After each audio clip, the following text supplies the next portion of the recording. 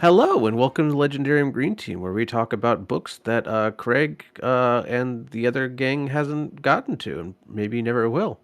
I am Huron Fan, and I'm joined today here with Wombat. Hello, hello. Um, Wombat was absent in our last episode because he just gave birth to, his partner just gave birth to his son. So, excellent reason to be missing it. This time we're not joined with Ashman and Kipton, who were here last time. Hopefully everyone can make it next time. But we're going to hear discuss The Claw of the Conciliator by Gene Wolfe. But since Wombat here was gone last episode, maybe we should do some talking about the first book, Shadow of the Torture. What Yeah. what'd you think of Shadow of the Torture?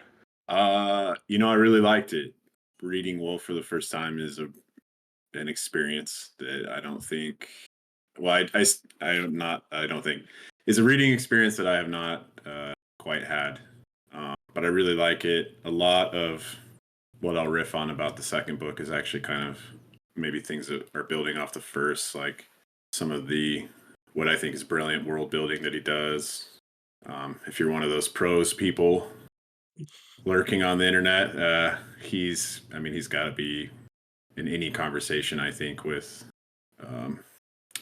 where you're regarding prose highly. A lot of it probably went over my head. This is my very first read. This is my second read, and there's still stuff going over my head, and just be prepared with that. I think a lot of people say, you never read a Gene Wolfe story, you only reread a Gene Wolfe story. Hello? You there? Uh-oh, we lost you. Be down for the weird. Sorry, you cut out. I didn't hear anything you said. Oh, yeah, I just was saying that they're kind of weird. It's very weird. Story's kind of weird. It's very, very, very weird. I How did it hold up to your expectations? What did you expect, and what was the reality? You hear a lot.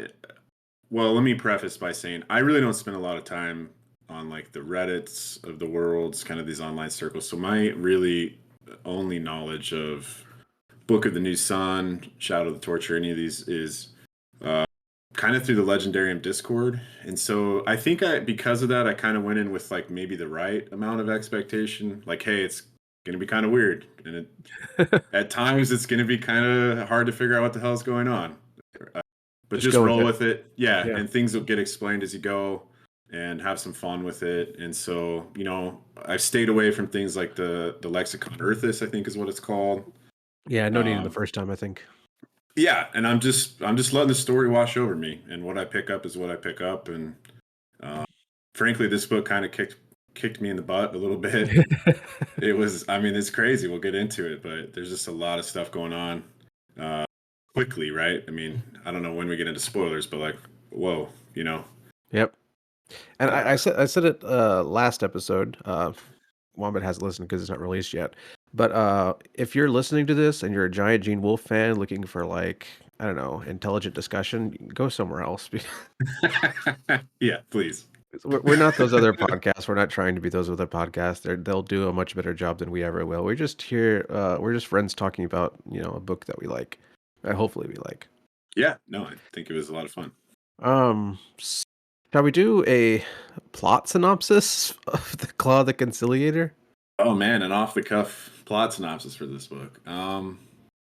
If you're brave enough to try it.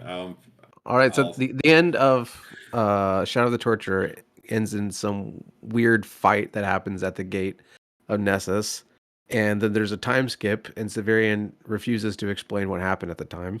But he's separated from the others in his group, being Dorcas, Baldanders, Jolenta, and Dr. Talos. He's only with Jonas. He and Jonas are killing people for pay. Then he gets a message saying, Severian, I'm actually alive, and I love you, Thekla. But he goes, and it's a trap from Agia, or Agia. Then he is co-opted into Vodalus's group, where he's forced to eat Thekla, and Thekla becomes a part of him. Then he goes to the House Absolute. Jonas goes crazy.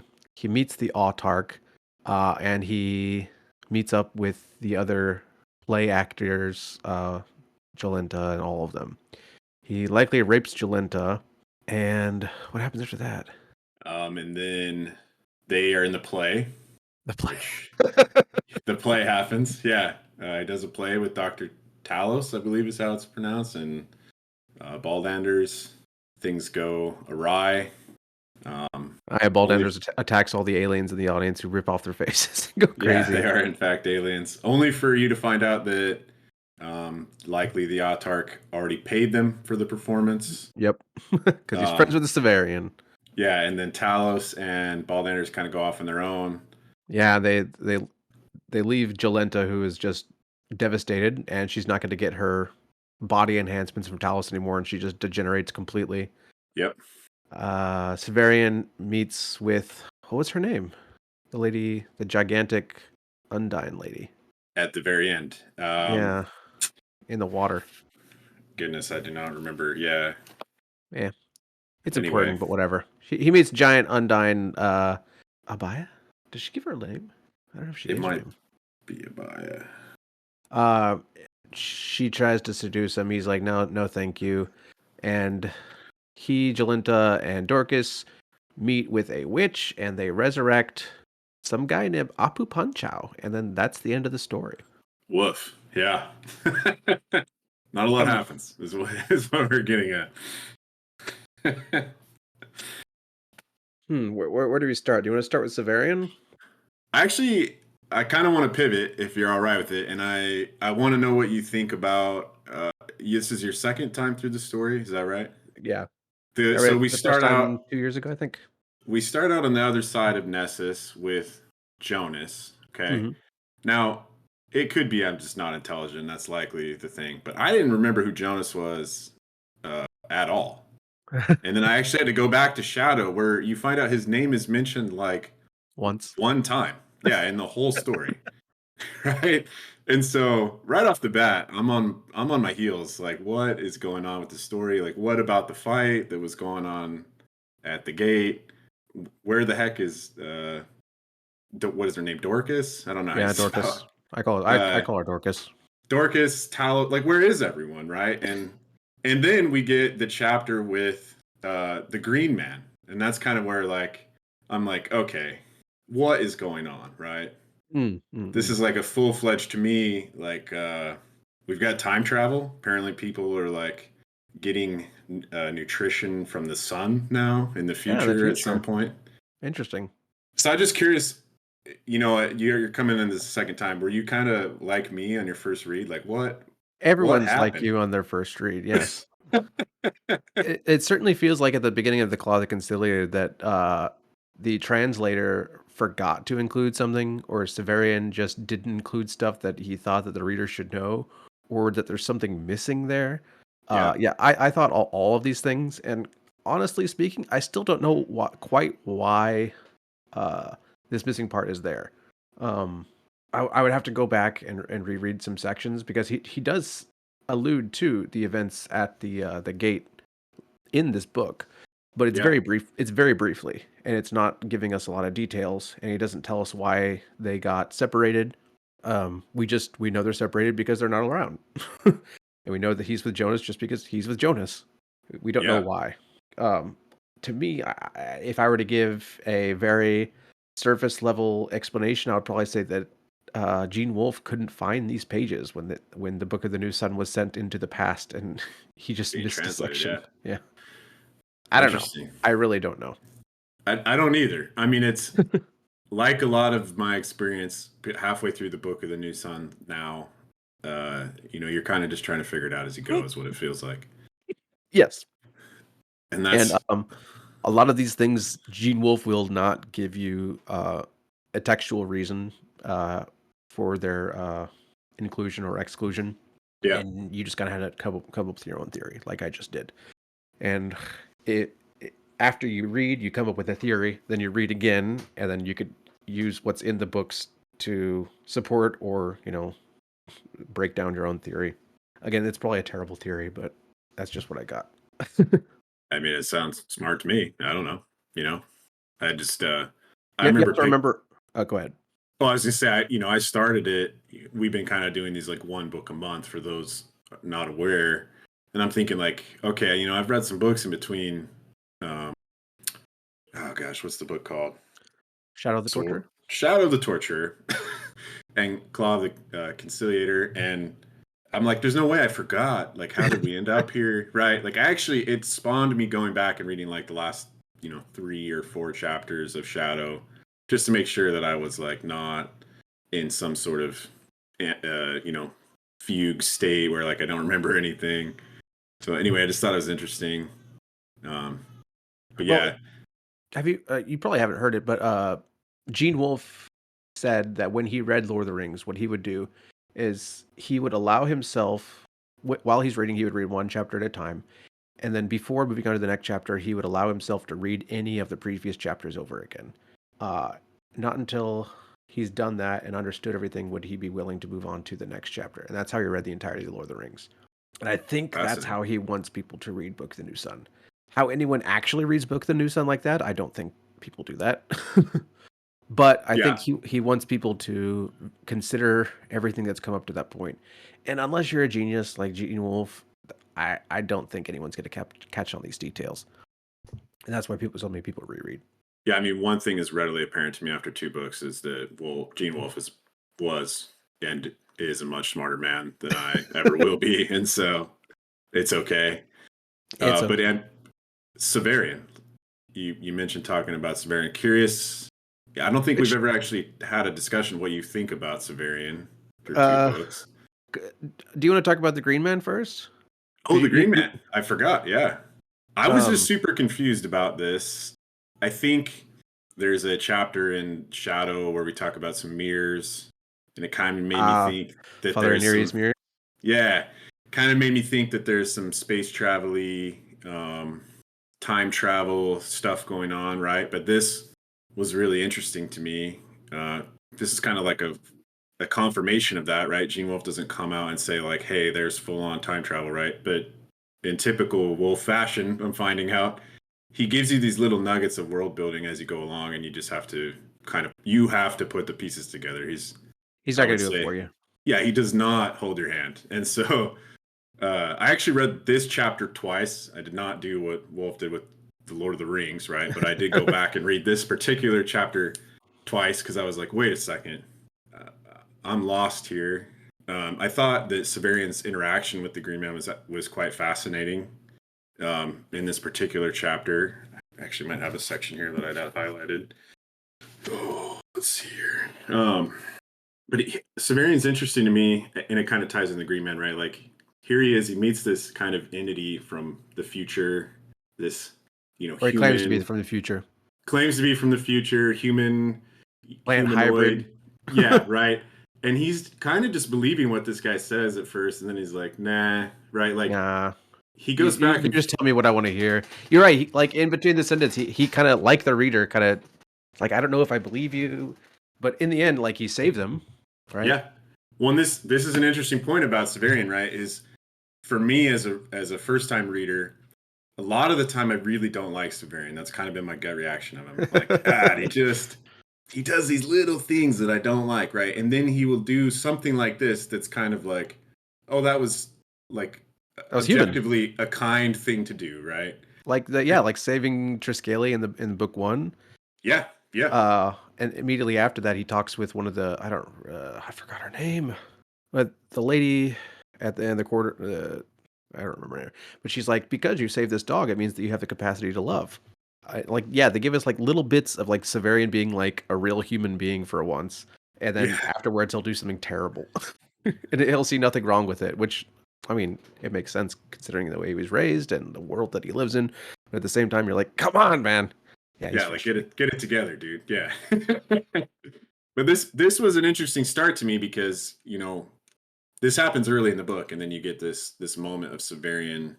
Uh, you know, he has nothing to gain here. Like this is kind of just an act of kindness, really out of the bottom of his heart for whatever reason. I don't think there's like an ulterior motive here.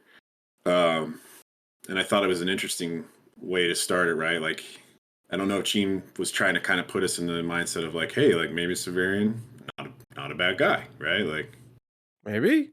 and then another thing that I kind of wanted to tie into this because I it was important to me, and I don't think it dawned on me until later in the book. But he really hasn't been out of the guild at this point.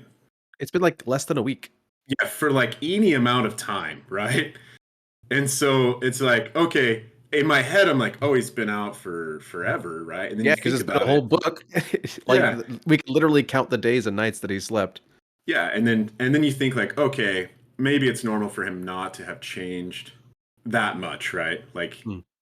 could his trajectory be like he's becoming a better guy? He's going to make these nicer decisions. He has been living in a tower full of torturers, isn't most of his life. And so that was kind of important for me to recontextualize in my head later. Like, okay, he really hasn't been out in the wide world long at all, right? And he's kind of all these crazy events are washing over him. He's at this point he's been in a duel, and you know he's had to actually execute a guy in front of everyone now and do all this stuff. And I thought it was really interesting. Um, And, again, Gene Wolfe doesn't spell that out for you. You have to no, kind of like put that together. and And you have to consider this because Severian's not going to tell you this. You have to consider that he's never really been outside the Citadel. yeah, That one time he went to the brothel that was run by the real Autarch, pretending to be the fake Autarch. Um, he meets the Kaiba, like, that was the first time outside, and since then, that's it. So everything that he's experiencing, he's just kind of thinks it's normal. It might be yeah, normal. Like, as the reader, you have to consider, is this normal for that world? Does Severian think it's normal? Should we think it's normal? And, it makes an extra layer of, difficulty to the text. But, I mean, that's yeah. what I live for, right? And that's why a lot of people really don't like this stuff, and I get it. Yeah, I mean, if you bounce off Wolf, I'm not going to blame you. I do think that the more I dig into it, the more fascinating it is. I learn these things or I kind of form an opinion. And he's really, really masterful at making me rethink my opinion quite often or challenging it. And then giving you information later that made you second think your third thoughts from earlier in the book. Yeah. Another scene that stood out to me in this early section of the book is there's a guy who is pulled out of his cabin. His name I can't remember, right? Uh, and he's going to be no. It was he executed a gal in the beginning part of this book, right? Oh, yeah, the execution of the woman who supposedly killed her whole family, and the other woman claimed that she was the one who actually killed her, and then she died from inhaling the flower scents. Yeah, yeah. Yeah, I don't remember the names, but yes, that's a very memorable scene. Well, I thought that that one was really interesting because for some reason, one of the scenes that really stuck out to me in Shadow was his execution scene in that one, where he's like, Oh, with Agilis. Agilis, Aegea's brother. Yeah, yeah. Oh, When he's explaining that particular execution, right, it's like very formal, very rigid. There are these rules. He's like, kind of like, I have to not be the center of attention, right? Like it's the execution. There's a certain way to do things. He's very like, it's almost like ritualistic. exactly. Yeah. And then in this execution in this book, he's like gallivanting across the He's stage. acting like a rock star. Yeah, He's and loving it. He's soaking up the attention and all the love and the money that the people are giving him. exactly. And so then you start thinking like, man, I don't like Severian again, Nope. right? Like, why is he making this about him? I mean, and this is like what, like maybe a chapter or two after the Green Man. I mean, it's Mhm. like Wolf hits you with a okay, he does an act of kindness, and then now he's walking around with this chick's head in his hand, like making the crowd cheer for him. Yeah, I'm gonna say one thing though. So he only acts like this. He only, well, I shouldn't say that. He only gives the information of the first execution, and then with his conversations with Jonas, um, Jonas thinks that Severian's messed up. He thinks he's emotionally challenged. He's constantly asking Severian leading questions that give us an insight to maybe how Severian's acting that Severian doesn't tell us. So I think what happened is that he really was in the first execution, just living it up, acting like a rock star, thinking that he's the greatest, and then he's lying to himself about the innocence of the woman. Uh, He Yeah. finds that that might not be true. Although a lot of readers actually, I think it's about 50-50, actually think that she is guilty and the woman in the audience was innocent and vice versa. I don't buy Severian's explanation whatsoever, and I think that the woman was innocent and he just killed an innocent woman, and that's why he's so affected.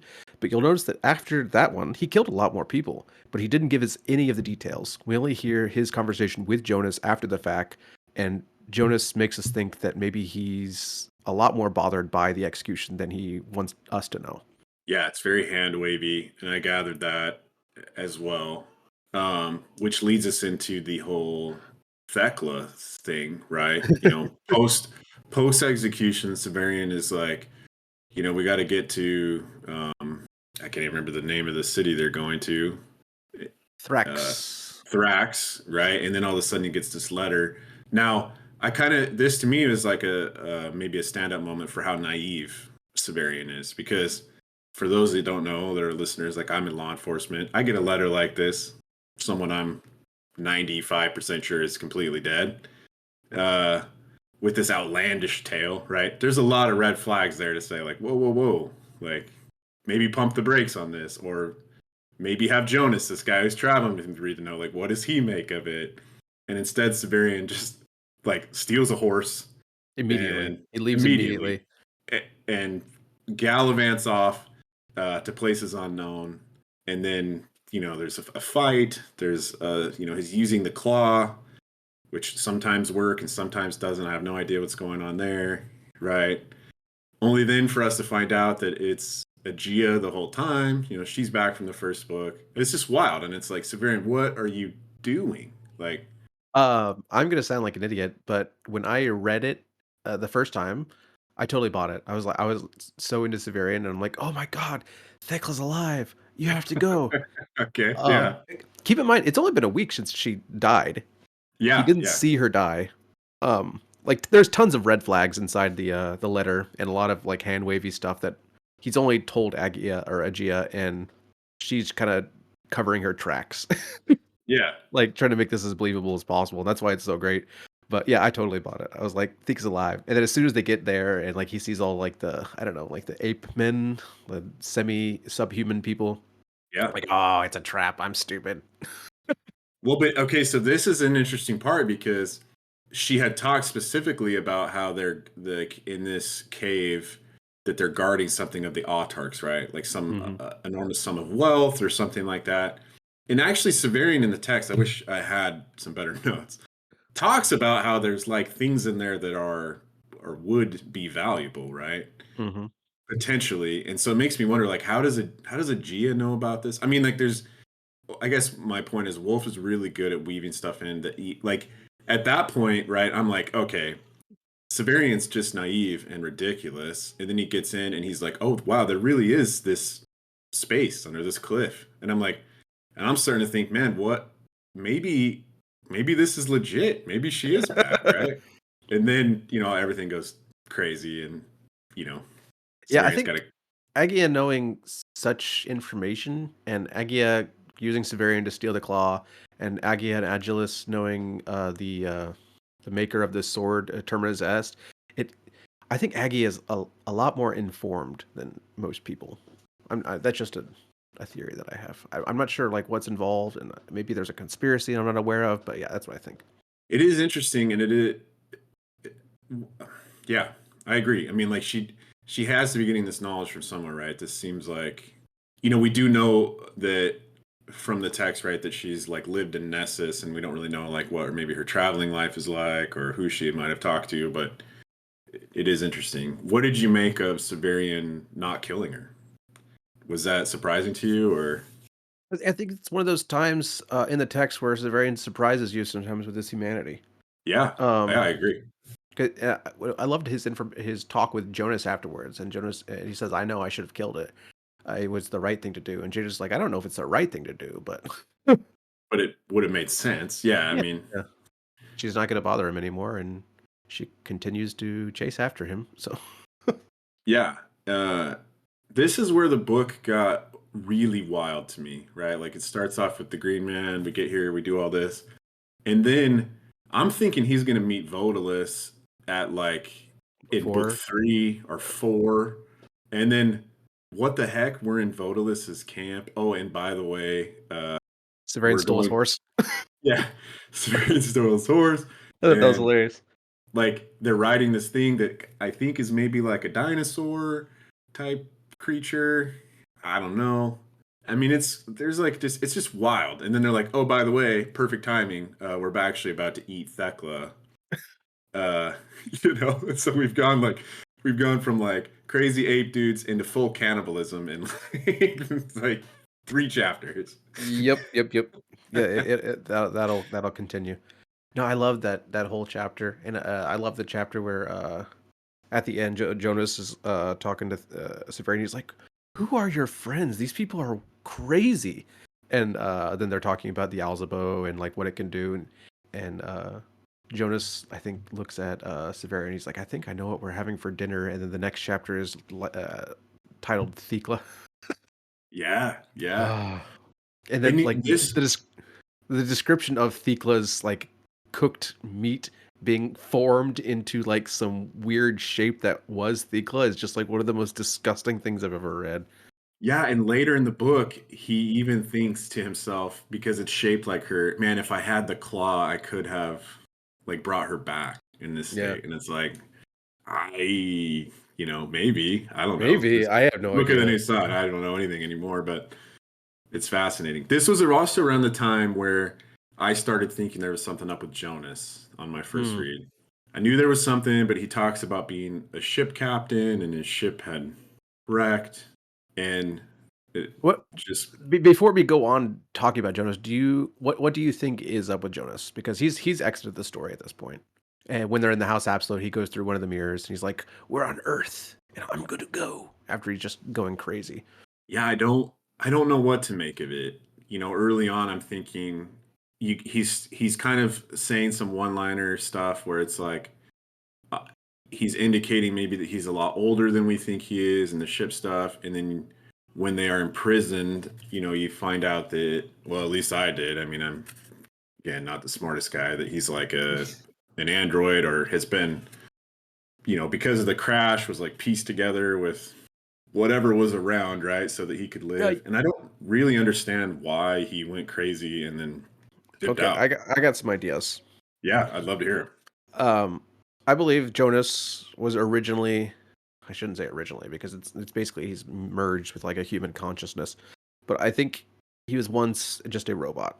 And Okay. he, when we're talking about ship captains, we're talking about spaceships, right? And they have to go through Yeah. long journeys and time distillation, and they've been around much longer than regular people on Earth, and they might come back and go back at different times. And so the ship crashed, and in the crash, Jonas lost body parts, Hmm. um, and he had to get repaired using humans' body parts, and so he became some sort of like cyborg. But like originally, he was a robot, and then he got human parts instead of the regular cyborg, where it's a human who gets robot parts on them. That's what I think happened, and I think this is just an idea. Yeah. I think when Severian tries to heal him with the claw, what happens is the human parts start to try to repair itself. And so he has this, I don't know, identity crisis. And he doesn't know if he's human or if he's robot.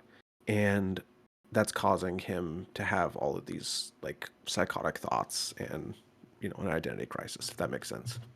I mean, yeah, that makes a ton of sense. I don't even know that it dawned on me to think of it happening from robot to human, right? Mm, When I read it, I'm like, oh, he's human. But then you're right. Like, how do you deal with prolonged space travel as a human? Like, someone's got to be awake at the helm. It's very like Alien Covenant, right? Like, I don't like know. I got no idea.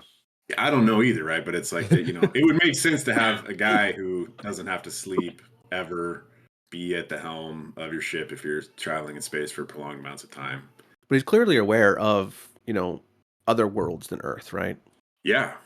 Or Yeah. maybe He maybe he's mentions, into this multiverse idea because when he goes to Father Uniri's mirrors and he says, "I know where we are. We're on Earth," and then he jumps through one of the mirrors. I don't know.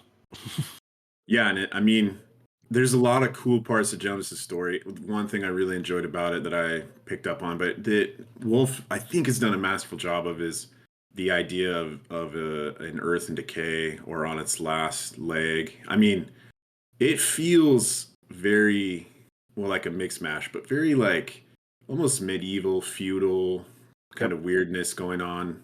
But then, you have this like you got Jonas talking about space travel and dipping out in Father Neris's mirrors, and there's cyborgs, right?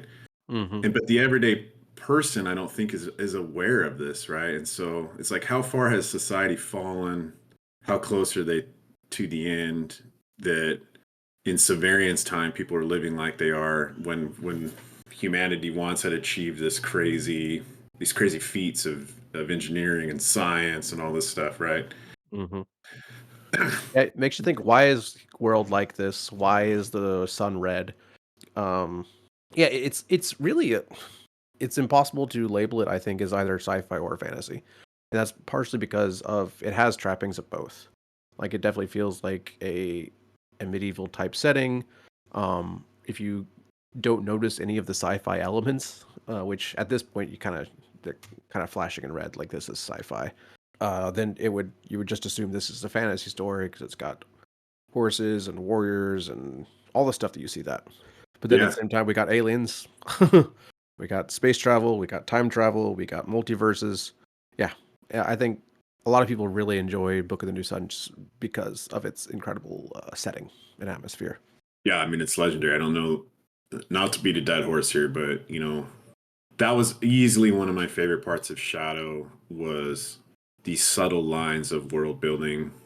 I think I had been messaging you guys on the Legendarium Discord, which you should all be on if you're not, and about like where he's got a guy in a suit with his helmet and it's reflecting like a white desert, and I was like, is this dude on the moon? Like, is this Neil Armstrong right Yes, now? And that's a then wonderful catch. And if you catch that your first time, it definitely means that you are. I should say definitely means, but like I think it's a thing most people don't notice on their first read. Well, and It's a good he's just catch. so crafty, man. He just puts these like two senses in here where you're like, wait a second, and then he just breezes right by, and it's like, And then you he know, mentions that the light of the moon is green a few times before he mentions that the green is actually like a because the forest. moon. Yeah. Yeah, yeah, yeah. It's crazy. I mean, it's unreal. This book, I think I was trying to keep up with the plot a little more because there's so many crazy actions happening. It feels like every other chapter that I think probably more of these subtle world building moments passed me by because I'd be reading a chapter and I think some part of my brain is still trying to make sense of whatever just happened, and so I'm in this weird. But it was like that the whole time, and we're in the House Absolute, and I remember messaging you guys thinking, "Wait a second, is this the Autarch? Like, is he talking to the?" And I'm not even sure, right? Like until the end of the chapter, I'm like, And I Severi didn't know until after he gave the autarch Vodalus's like message, message, yeah. which means that Vodalus is working with the autarch, or the autarch is working with Vodalus, and it seems like Vodalus doesn't know this, and the autarch is playing like 5D chess.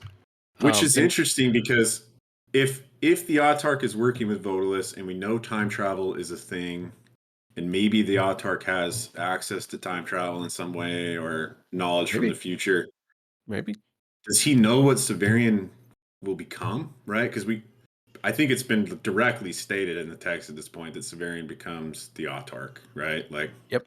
at some point he's going to be the Autarch. Actually, And one of here, my favorite. Sorry, go ahead. no, and I was just going to say, here the Autarch is like helping him, right?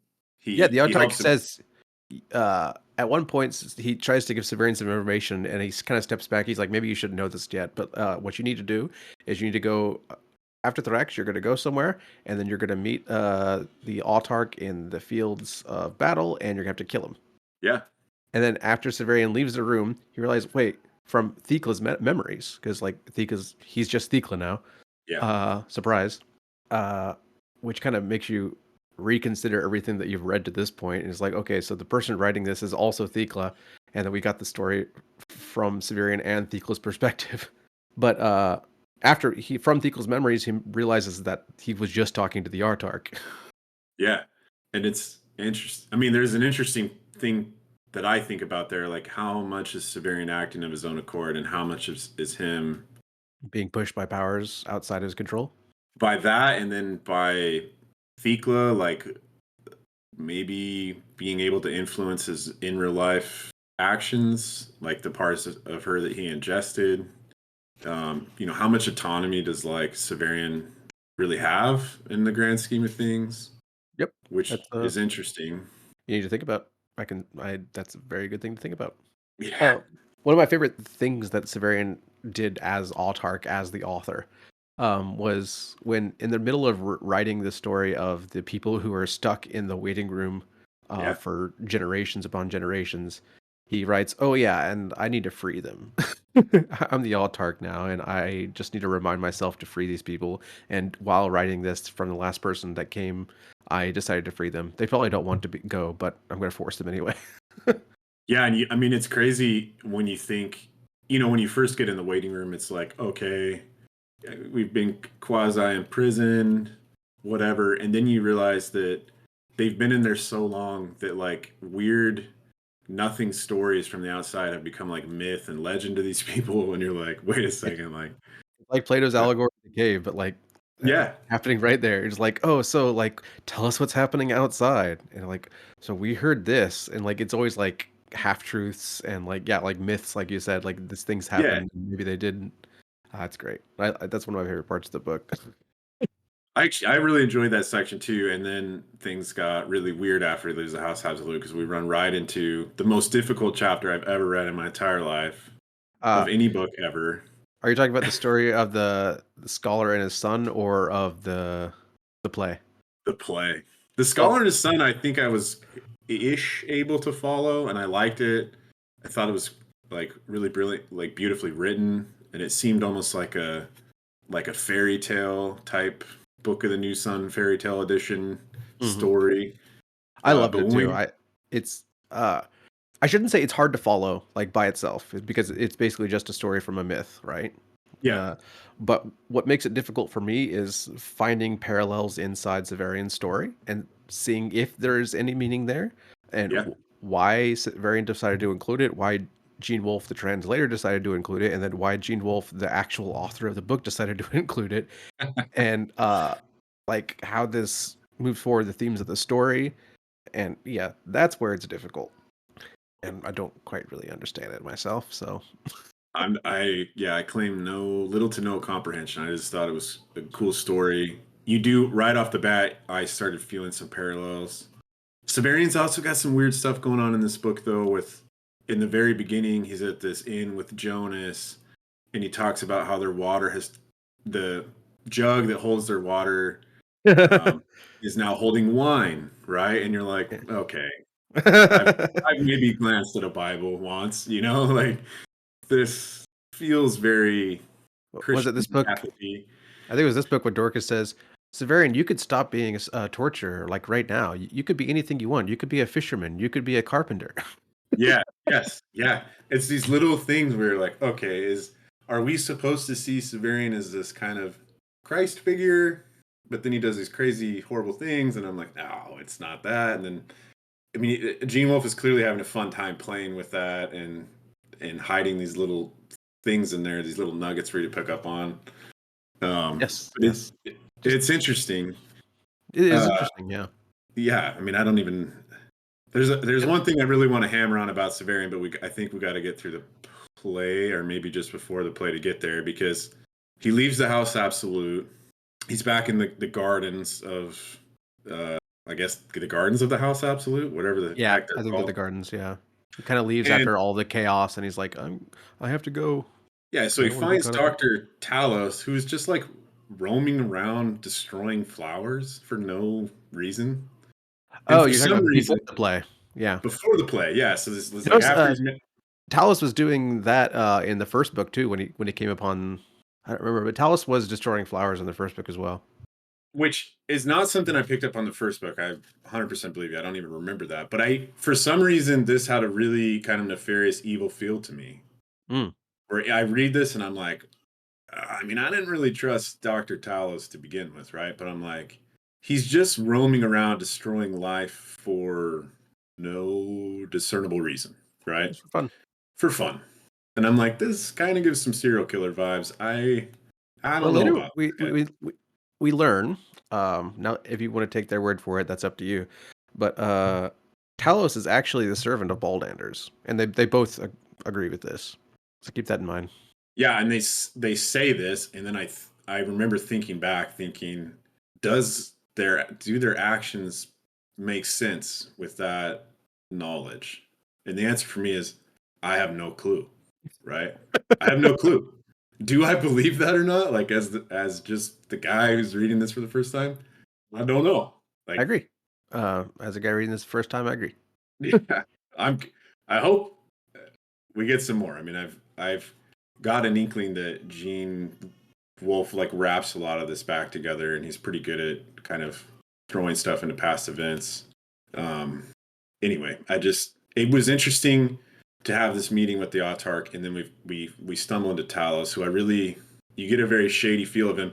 And actually, the Severian's first description of Dr. Talos from Shadow of the Torture is maybe one of my favorite descriptions in that entire book, where he talks about him looking like a fox, right, like a kind of deceptive, historically deceitful character in mythology and stuff, like, right, like there's something about him that's off. But then we get into he runs into Jolenta and all them before the play, and then that's when they're on this raft and Jolenta's asleep, and Severian just casually is like, "Yeah, pulled her shirt down to see her boobs and had sex with her," and it's just like, wait, what? Like, Why? Yep. isn't she unconscious right now? Like, it talks about how she can like not stay awake, and Um, it's a it's a difficult chapter, and I don't want to step into those murky waters personally. I'm not saying that there isn't a lot to say there. There definitely is, but I would point you towards other people having that conversation. But yes, a good question. Why? Because Severian talks before and after about his need to punish Jolenta for her beauty and uh, her choices about her deal with Talos. So he kind of views this as a punishment. And does this come before or after his thoughts of his memory with I forgot which Gerlos, maybe Malrubius, of Gerlos giving punishment to one of their clients. What are they called, clients? Uh, he needs to rape one of the clients, and Severian says that yeah, I that I was don't remember courage. if it's before or after, but yeah, that was a rough scene to read. Holy smokes! I think Yeah, my brain kind of blocked it out a little bit until you mentioned it. it's messed up, right? It's like one of the most messed up Yeah, things I've ever read. But what's but what Severian was actually saying is that he, I forgot what he was comparing courage. Ah, damn. I might just edit this out because I don't remember what he was saying. yeah. I mean, his thoughts about I can't remember the father's name. Um, Other Neri? Gerlos? Malrubius? Gerlos are really interesting and odd. But again, if you frame your train of thought of like, okay, this guy has grown up in a male dominated area, a guild of torturers. This thing is very commonplace. Like, um, Yeah, a he's lot not of going to his see anything wrong with it. yeah, a lot of his beliefs really fit with the environment from which he came. We can abhor that in our time and probably should, right? But like, it's at least fitting with what we know about his character so far. And fitting It's with what he feels like should be punishment for whatever he judges Jolenta being guilty for. Um, Yeah, yeah. Well, and and then what's interesting too, sorry, is that in that chapter, it makes it seem like he sleeps with her just the one time, right? mhm. But after the play, Jolenta, Dorcas, and Severian are around the fire, and Severian's talking about how Dorcas wants to sleep with him, but he's so tired because of how many times he has Yeah, he slept slept with with Jolenta, Jolenta. right? And so it's just one of these things that I won't spend more time on than this, really, but it's where Severian kind of gets really hand wavy with some He gets events, very, right? very hand wavy, and like it's not even clear like what actually happens, and we don't get Jolenta's perspective whatsoever on the subject. And when they go Yeah, out for their walk too, it seems like Jolenta is with their like back and forth. It seems like they're talking around the subject of sex. Um, yeah. and like it seems like they went on this walk to go have sex, but then Severian says that he wants to punish her, and then she falls asleep, and then he rapes her. So the whole thing's weird. It it is weird, and it's just again this book's. I just sway like a back and forth the whole time on Severian. I have no idea where to land on him. Into the book happens. I still have no clue how I feel about Severian. I think I just don't know, right? Like my gut is like, I don't really like the guy, but then, he has grown up in this super unusual circumstance with these very weird people, and he really hasn't been out of that environment for like any discernible amount of time. Like people can change. What's like the reasonable amount of time we should let someone experience things before we expect them to change? Like I don't know. It's something else to consider, right? You're just mirroring my own thoughts the first time through the book, but Severian, the character in the story, is not the same as Severian, the narrator, right? Yeah, Um, no, yeah. and to me, like, I wish Ash is here because he could. I'm glad Ash isn't here because he would just gloat. I think Ash is actually right about how Severian's memory works, and that when he's going into his memories, he's like almost literally reliving them as the Severian he was at the time. And only when we step out of his memories do we see the Severian the narrator. Um, but that's something to consider because if we're not getting much narration from Severian, the narrator, about these events that happened in the past, like it's not Severian coming in and saying, "I wish I didn't do this at the time." It's just Severian saying, "I did this at the time," right? Yeah. He doesn't show any regrets. He just shows us what happened, and then we have to we have to make judgment, or we have to look at the signs and the symbols that Severian might be contemplating or thinking about at the time of his memory. What Because did you he make? has memories of his memories. He's writing memories of the time. Yeah, I mean, there's a lot of like everything in this book. There's a ton of layers. What did you make of? And I was kind of surprised by this, but he meets to backstep a little. He meets Vodalis. Hmm. He's been hyper fixated on Vodalis, like book one, right? Like, man, I ran into this guy in the cemetery, and he gave me a cool coin, and you know, I'm in his gang now. Like whatever. He's just kind of like weirdly obsessed with this guy. He meets him. He goes to the House Absolute, and then it seems like he's kind of not buying into what Vodalis is selling, like I think right off the bat. after he finds out he was eating somebody, I think that's when his, I don't know, Vodalis's glamour just fell completely. Because Yeah, the way he talks to Jonas, he's just like, I'm not into this. I don't want this to happen, but I don't have any way out of it. I'm just gonna do what he tells me because I don't want any part in this anymore. yeah. I was kind of surprised by his reaction to Vodalis, given how fixated he is, on him in the first book. But it's like the old saying, "Never meet your heroes." Maybe Yeah. where it's like we put these people on these impossible pedestals, and then we meet them, and it's like, The thing, wait a like, second, this he dude's got eating people. infatuated with this dude, meeting him once, just because he looked cool. Yeah, Like, he saw Thea, and like he's like, "Wow, this guy has a cool girlfriend. He's in a flyer. He's stealing bodies." Like he gets infatuated with this image of this guy that he has no idea about. Um, yeah, I think he has a problem with that. I mean, I think Severian having an infatuation problem is true on a lot of different Yeah. Uh, levels. I kind of just put it out there. yeah, because It's he fell in love with Thekla. Though was something was actually really touching in this book was when his consciousness merged with Thekla, and he's considering like this horrific act. He eats this lady that he was once in love with, or at least he claims that he was in love with. Um, and the line was he understood everything that happened from her perspective, and then finally that understood that he was more to her than he ever thought that he was. And I just thought that was really nice because there after he eats Thekla, which is one of the most disgusting and just horrific, vile things that you could imagine, his consciousness merging with Thekla and Thekla becoming part of him was actually incredibly touching and beautiful. I don't know, just yeah, nice juxtaposition. and I like that part. I like the Thekla stuff in the first book too. Their Hmm. encounters, their conversations early on in Shadow. Very Should, complicated. yeah, yeah, and there's a lot to kind of read in between the lines with their relationship in the first book, even. Yep. Um, a ton that I've probably missed, but Severian is a really complex person, I think, or at Mhm. least he's coming across that way, right? Yeah, it's a very complex person. Yeah, I mean, I've seen some of the, I haven't listened to him really, but I've seen that there's a lot of people out there debating Book of the New Sun stuff and has been for decades. So, Yep, ever since it came out. Something I do want to point out, some very, very obvious Christian imagery is that yeah, the eating of Thecla is very reminiscent of the Last Supper and Jesus telling his disciples that this is my blood and this is my body and do this in remembrance of me. yeah, And like the then sacrament, right? Thecla literally becoming part of Severian after he ingests her.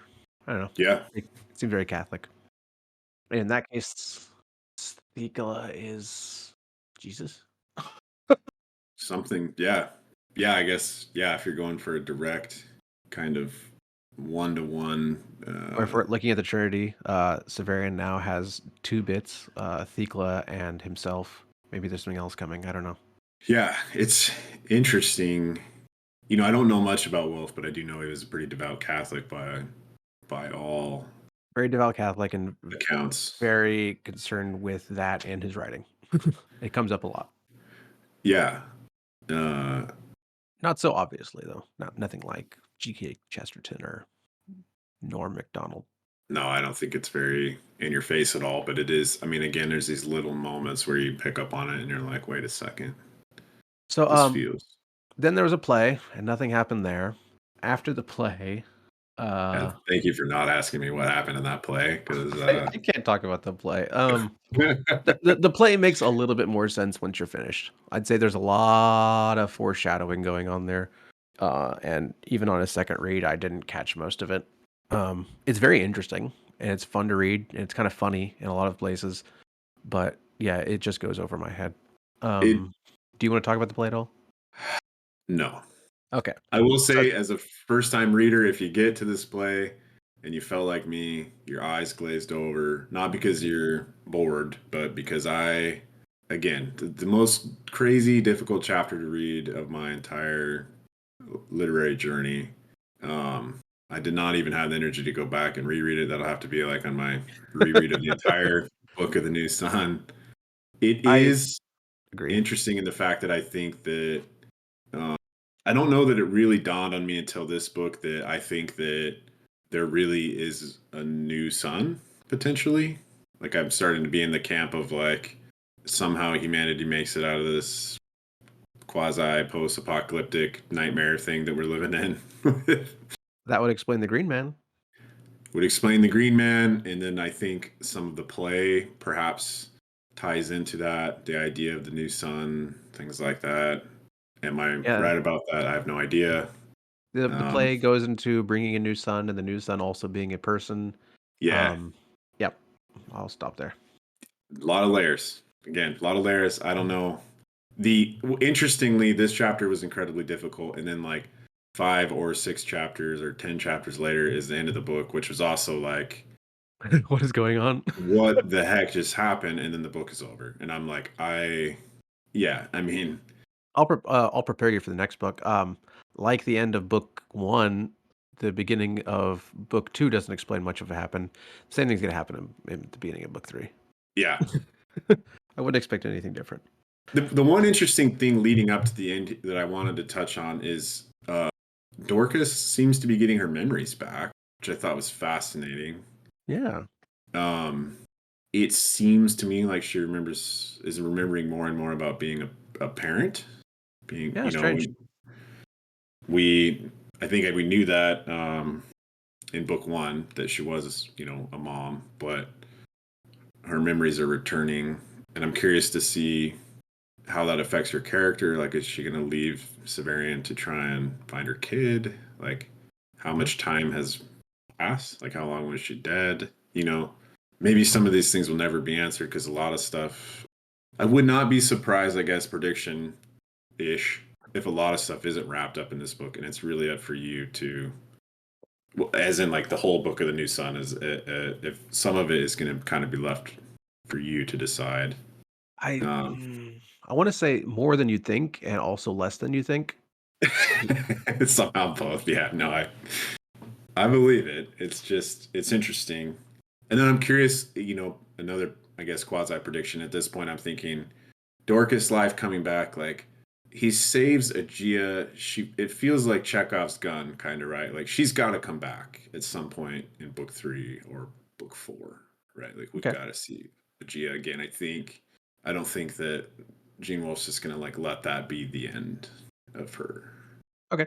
Um, anyway, yeah, this was interesting. Dorcas was talking about her memories, and then we get to this witchy scene, and the gentleman who comes down was working for, is it Vodalus, right?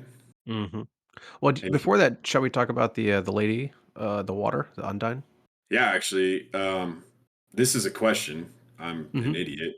Is this the same like lady in the water from book 1, where he thought she was like drowning him when he was swimming in the Nunifars or whatever, right? Like I believe so. Yes, I believe she's the same lady. that was my gut feeling, and I'm like, could be wrong, probably wrong, but maybe. I feel Um, like there's some similarity there. I like that scene a lot because that's where the reader, if they didn't know so already, and Severian, especially Severian, understands that there is a lot more going on behind the scenes that Severian is not aware of, and that he is actually very, very important. And it's not just him wishing that he were important. Yeah, That there are people who want him for whatever power he has. They want him for maybe the claw. They want him for what he's supposedly going to do. Maybe um, I don't want to go into that because we there's a lot of details of and foreshadowing of things that are going to happen or might happen. But I'll just say that scene was very important.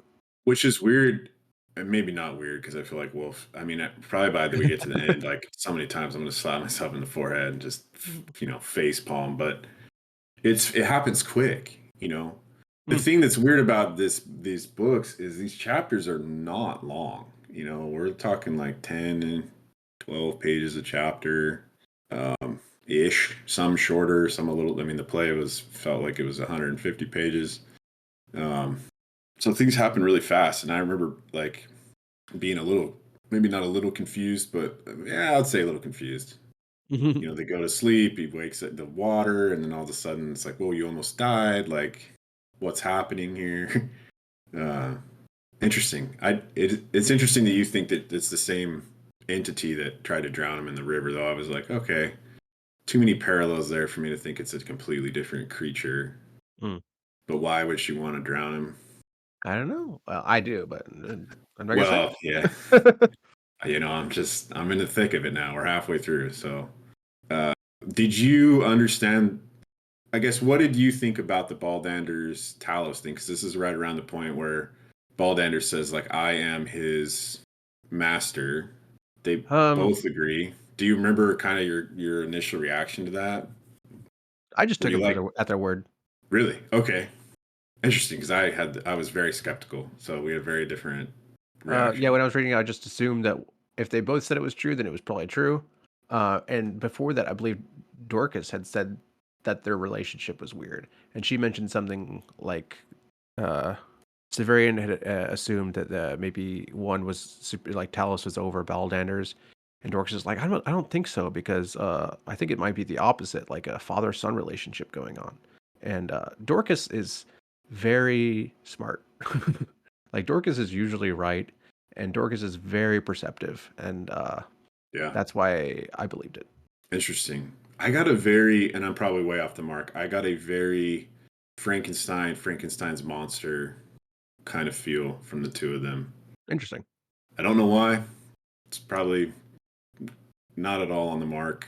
Um, but it just something seems very off about their relationship, right? And complicated, I don't think is, you They know, have a very interesting relationship. I'll say that, but yeah, I was also thrown off because that scene was one of the most heinous things that I think exists in the books. Um, when they're just like, okay, we got our money, we're gonna leave, and Jolenta is just devastated, so yeah, absolutely devastated, and they start beating her. They say we're gonna kill you, and then after Talos does all this stuff to Jolenta, that she's basically become a monster, a very beautiful monster, people say. Although the way she's described sounds grotesque, incredibly grotesque to me. yeah. Uh, but that was just one of the most terrible things that somebody's done in this book, in my opinion. Yeah, I mean, they just use her and discard her like she's not even a person. Yeah, I mean, it was pretty terrible to read. Um, Um, I agree. It was rough. do you have You any know, thoughts? it's Go ahead. Oh, and I'm just gonna say it's again one of these kinds of acts of kindness, maybe where Severian's like, we can't just leave her. Well, Or you'll well, notice that Dorcas. Dorcas actually is the one who wants to do something. Severin doesn't want to do anything until he assumes that Dorcas is going to be upset with him because he didn't do Yeah, anything. At yeah, first, after exactly. that, he starts to get like, I don't know, more human. But the first time he hears her screaming, he's not going to do anything until Dorcas, until he thinks of Dorcas like being uh, upset with him for doing so. After that, he actually gets more and more human towards Jolenta as she becomes more and more pitiable and mm, arguably suicidal, maybe. Which reminds me of the scene in the hinterlands with the when she gets bit by the bat, supposedly. But what was I saying? Oh, do you have any ideas to why the claw does not work on Jolenta? So yes, maybe, and it's actually because of something you said earlier. But we find out towards the end that she is actually has like some mechanical crap in her or something, right? Like Yep. she's not entire. I mean, she's definitely human, right? But she's been enhanced or imbued somehow with um, augmented. And if your theory is right about the claw having an issue with, you know, cyborg or some of this, then maybe that would explain why it has a hard time or is does not work on her. Um, That is also I'm my actually theory. Yeah, I mean, I like that theory. It makes a lot of sense. And one of the huge questions I had coming out of this book is why does the claw work when it works? Why does it not work sometimes?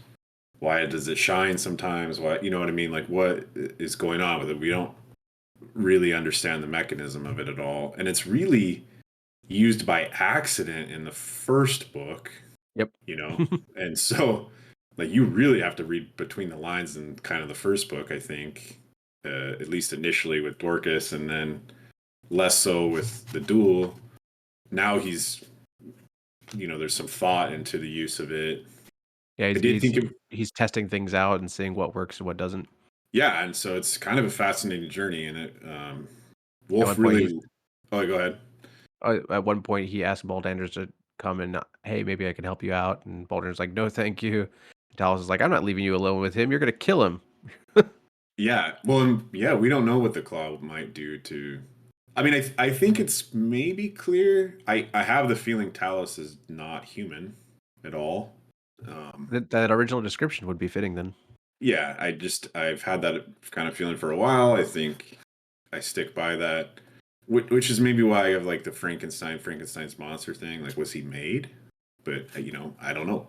I have more questions at the end of this book than I have answers, and not in a frustrating way. I'm actually just genuinely curious what the heck is happening. You know?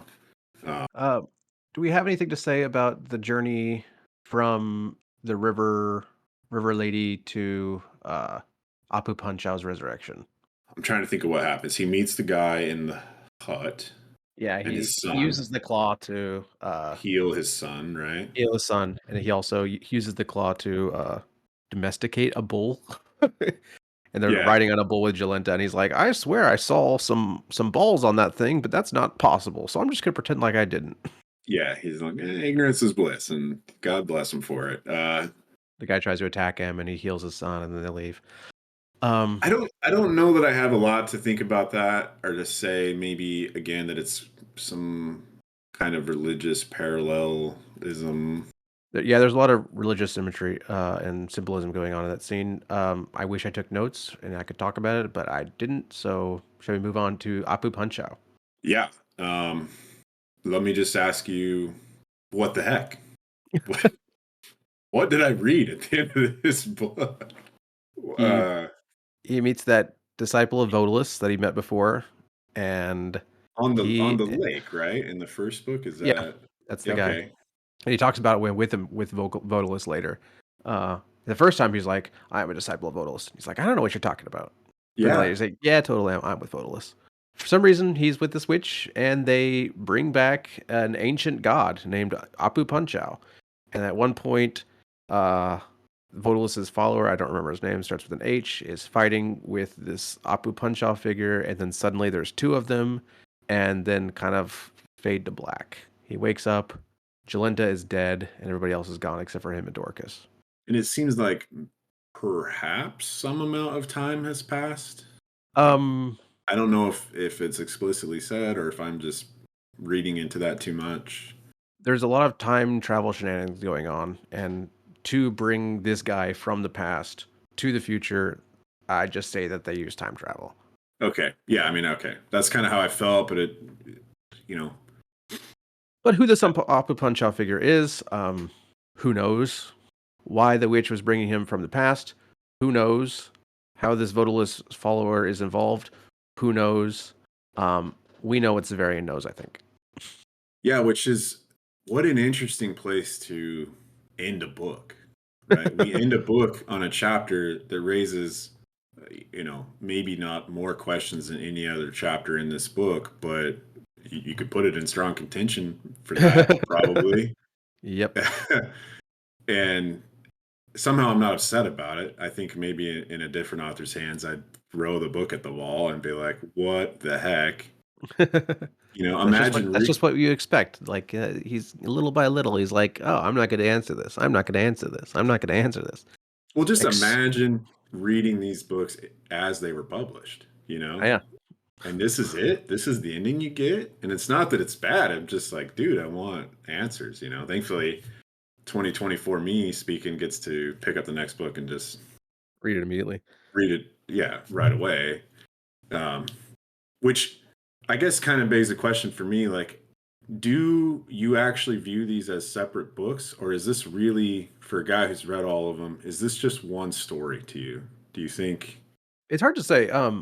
If that's a really, really hard thing to say because they don't really have a proper beginning, middle, and end like you would expect in a regular book, right? Yeah. It ends usually on a high note, and then we get literal authors from the author construct GW about the story and how he translated it. So it's hard to say. Like in reality, if we don't include the translator notes, yeah, I would just consider it one big story.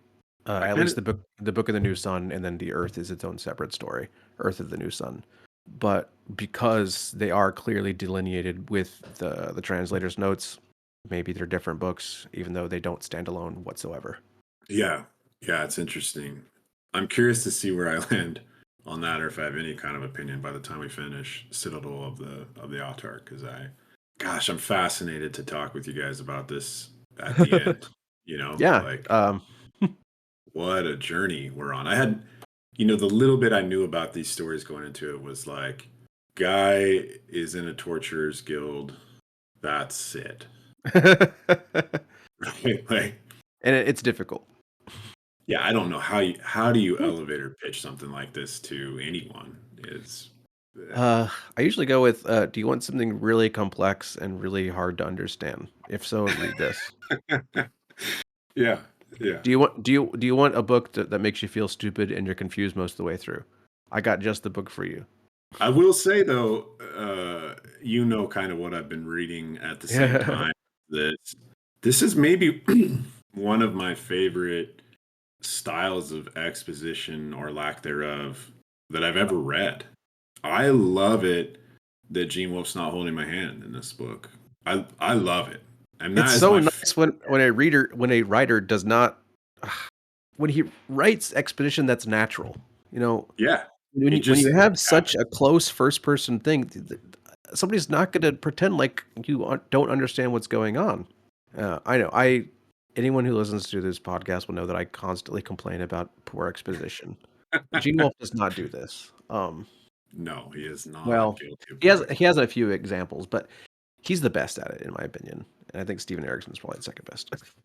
which, yeah, I am reading Malazan right now, and the parallels I see between the two of them, at least in regards to exposition, is pretty strong.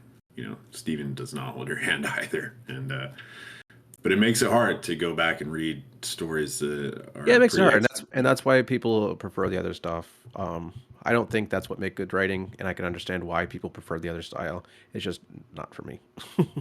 No, it's just it's refreshing. This is a series. This is a book to me that is the joy of the mystery, right? Do you Hmm. like the mystery? Do you like the journey of the mystery? And if you do, it's a fun book, and it's a great character analysis, right? For a lot of these Hmm. people, why I can't wait to go and listen to some other podcasts when I finish up Book of the New Sun as a whole.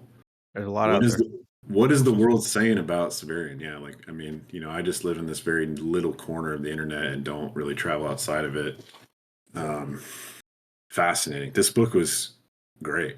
I mean, and I feel for some reason like a lot more happens in this book than Shadow, which is probably not true as far as maybe plot points, more things happen, but I was at the edge of my seat a lot of these chapters, just like trying to figure, like, wait a second, we're fighting weird ape humans, and there's, the Green Man, and Yep, yep, yep. we met the Autarch, and like Gene Wolfe's like, there's nothing to see here. He just Jedi mind tricks you, like this is not the droid you're looking for, and you're off to the play, and um, it's incredible. Imagine having a scene like the play in this book in your head enough to put it to paper. I mean, like again, is Gene Wolfe even the same type of human as me? I don't think so. Yeah. Us mere mortals here trying to figure the story out. I think you get it. You totally get it.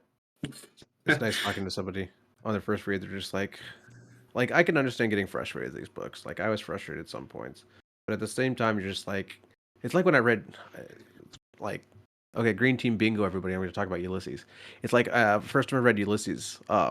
Like it's a very frustrating book, but at the same time, you can't help but read it and be like, wow, this man is a genius. He's working on like levels far above me, and I could just, even though I'm confused and I don't understand everything, like I could just appreciate the language, or I could appreciate the characterization, or you could always find something there that you latch onto. And I think Yeah, Gene's the same which way. I don't. I'm woefully unprepared for this one. Again, just had a kid, so forgive me, listeners. I think you're doing There great. are there are some quotes in these books that are beautiful. I mean, like I can't think of another word They're to beautiful just. and they're true. Yeah, I Um, mean, just like it's something that you have to think about a lot, and it's something that you want to think about later, and it's something that you think about like next week and next week.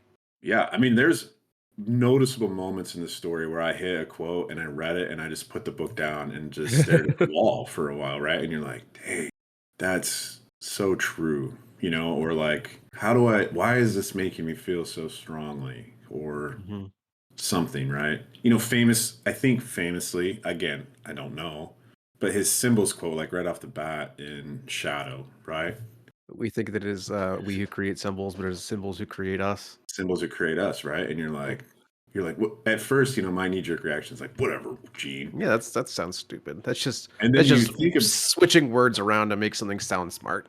and then you think about it, and you're like, damn it, Maybe this is true. maybe he's Maybe there's saying some truth something to here. it. Yeah, and it's just so many quotes. On the sword, I will write down quotes, and I'll come prepared. I don't know if you have any, but I don't. I will because next. Ugh, depending how much time we have. I think it's fine. It's fine. I Should we just, get to? yeah, I mean, it's beautiful. I can't stress enough that the writing is gorgeous, and that's not normally something I focus on in my reading. I'm not like one of these guys who's like, I need a book with flowery language or whatever. But God, he probably pulls it off better than anyone. It's beautiful. One of us. One of us. Should we get to our listeners' questioners? Yeah, yeah, let's do it. All right. Emperor Claptrap asks, "Is this book insane?" Yes, yeah. Yes. Next question. Bellem Reese, who is our resident Christopher Rocchio fan and Gene Wolfe, asks, "Why is Jonas the best companion?" Jonas is the Uh, best companion because he's a bro. he's a bro. I mean, he's just team helping Severian. He's pretty much game for whatever. He's a robot man, cool guy who's just kind of there to help, just being there to be a nice guy. Who And doesn't then want a cool ship captain friend, you know? even when he goes crazy, he's still, I don't know, he's still bro. Yeah. No, I like Jonas. At first, I didn't. I thought he was kind of creepy, but he grew on me quickly. And like Dorcas is clearly just infatuated with Severin, and that has its own interesting dynamic. Um, Agia is Agia's Agia, and she's trying to kill him now, and Yeah. she was trying to trick him before. She's just not a nice lady. Um, Jolenta just wants to be desired by the most powerful man in the world, which ironically she was because he later becomes the Altarch. Um, and then Baldanders and Jonas are Baldanders and Talos are just the worst people imaginable, next to Severian maybe. So, yeah, Jonas is awesome. Yeah. Agreed. Yeah. Why is Agia obsessed with Sev? Um, I gave my Well, theory about the conspiracy going on behind the scenes, but he also killed her twin brother that she was sleeping with. So yeah. I think Big I neon think even if there's sign. no conspiracy going on, that's a good enough reason. That's motive in big bold letters. Yeah. Your brother slash lover slash whatever dying at someone's hand would probably uh, not make you very inclined to like them. So, He uh, also asks, or they also ask, why does the Green Man exist? Just to explain time travel and prove that Severian tinkers with timelines? I don't know. What do you what think? I think looking back on it, and I did not think this until I put the book down and just breathed for a while. You know, I'm about 2 weeks off of when I finish this. Hmm. Um, I think the Green Man to me proves that there is a new sun. If he really is from the future, he talks explicitly about how the light in this time is not enough to sustain his life. Right? There's not enough energy from the sun, and so I think there's two explanations. Perhaps one, he's from a completely different planet, which is not Earth, Hmm. or somehow in the future the sun problem is fixed. Could Um, be. that's kind of where I'm at. I don't know. Yeah, I think it's to give the readers a concrete idea of what can happen in the future, and I think it's also about choices and agency and Severian choosing to do something correct. And uh, I don't want to say anything more because I know more, but I'll just leave it at that. No, that's a great point about choices and agency. I mean, right? Again, this is an example of Siberian making a good choice with no outside pressure, at least, He didn't need uh, to do this. In fact, if he was yeah, caught, he'd get in trouble. pushing on him to do it. He just did it, and it's a humanizing moment, right? It's Hmm. humanizing Severian, and Gene seems to really like playing with, is Severian a villain? Is he a hero? Yep, What is he? You know, absolutely. can you even draw a line like that on a human? Right? Uh, is maybe the bigger question. You know, are we all a little of both? I don't know. And last question: Eldritch abominations and cannibal cults, or a twisted autarky and debased stagnant culture? Hmm. Hmm. Hmm. Yeah. Can I say both? Gonna say neither. Maybe a Neither. third choice. Uh, Eldritch abominations, cannibal cults, or twisted autarky. It does seem that the autarky is partially are they responsible for this terrible culture of the entire Commonwealth? It seems like they're at least partly responsible, but I mean, it's not like the normal people actually like Vodalis and his crew and what they're doing. They're just kind of like the nobles that are pissed off at the autarky for caring about the normal people. I'm gonna go with the twisted autarky, even though yeah. I don't know. I I mean, know more this not if it's between the Cannibal Cults and Crazy Lake Lady versus the autarky, which I don't think is necessarily responsible for the crappy state that the world's in. So I'll go with the autarky, I suppose. I think I am also maybe in that boat as well. I think But this question gets a lot more complicated as the series goes on, and it would be a great question to ask at the end. yeah, it is interesting, and that both of these make me think that this is a world of great indifference, right? That Like is an excellent way to put it. that people are living perhaps in a time where there is very little to no hope, right? And no hope or lack of hope might breed apathy or indifference. Um, people, are probably aware that the earth is dying. You know, the sun is dying, earth will die when the sun dies, type of thing. And um, that's something that strikes me a lot about the story, just the sheer amount of indifference we see kind of everywhere. So, Dark. yeah. Well, shall we call it? I think so, man. Yeah, hopefully we don't get torn to shreds in the end for this, but it's fun. It's fun to talk about. What a wild book. So And we dipped our toes to this very, very deep ocean. I know we didn't talk about enough, and I know we're not really qualified to talk about such things, but it was fun. I enjoy. I'm glad we did this. I was kind of iffy because we lost half of our crew today, but yeah, I'm no, actually yeah, I had really a glad we talked about it. lot of fun, and it makes me even more excited for Sword. Like I might actually start it tonight when I'm we're gonna done. start yeah, this afternoon. Yeah. All right. So that concludes this episode. You can find us out on the Legendarium Discord. The invite link is on thelegendarium.com. We're also on Twitter at Green Team Pod. Uh, join the Legendarium on Patreon. Shout out for Heisen Brave. I am Huron, and I am with Wombat. So Yeah. Bye, everyone. Thank you. goodbye. Thanks for listening.